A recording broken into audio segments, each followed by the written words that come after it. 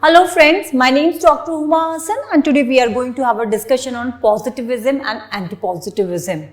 So, what is positivism? What is antipositivism?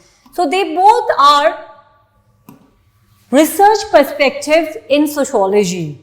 Positivism believes that once we are having sociological research, we must consider social facts as physical facts, in which we do not give lot of importance to human thought process or mental structures. We believe that humans and their cultural patterns are shaped by society itself, whereas antipositivism argues that humans are not mere puppet. They have fine intellectual capabilities and they are the one who have created society. That is why it is very important for us to understand human social actions. This is a broader debate between positivism and antipositivism. So, if you will see here, you can say that positivism uses macro perspective. So, they understand social process and social life through broader perspectives. They understand economy, politics, and they understand grand theories. Whereas, interpretivism or antipositivism focuses on micro approach. So, antipositivists believe that we also have to interpretate individuals' actions. So, interpretivists use small samples and individuals, whereas positivists use large samples of people. Here, we are heavily relying on quantitative methods and there we need to depend on qualitative methods. So, you can say and understand the major differences between positivism and interpretivism. So, positivism says society shapes the individual. Here we say that individuals have consciousness and they are also shaping society.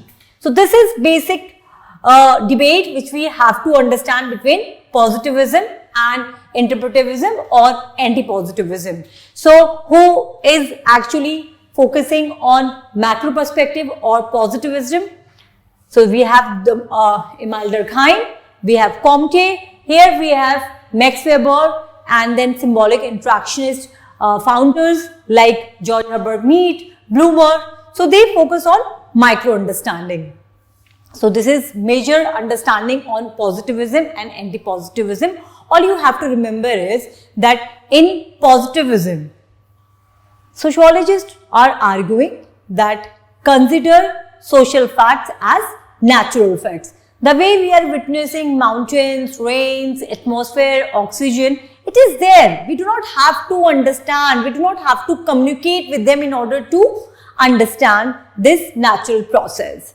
Similarly, Emile Durkheim or positivist or you can say the founding father of sociology like Cont, they believe that we need to understand that social phenomena like social institutions, structures, they are also what? They are also like natural facts. So, they were there before we were born. So, when I was born, society was there, family was there, religion was there, economy was there, and they together shaped my personality. On the contrary, we have antipositivism or interpretivism. They say that who has created this social institution, who has created religion, how we have created law and orders, how we have created family, kinship, marriage, economical institution, political institution. It is individuals, it is humans.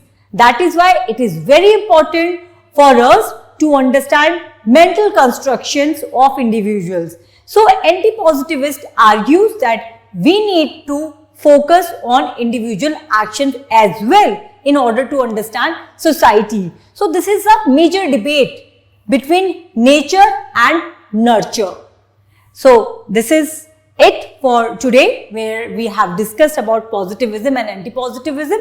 Next topic, we are going to have some more implication on research methods and methodology. Thank you so very much. Take care.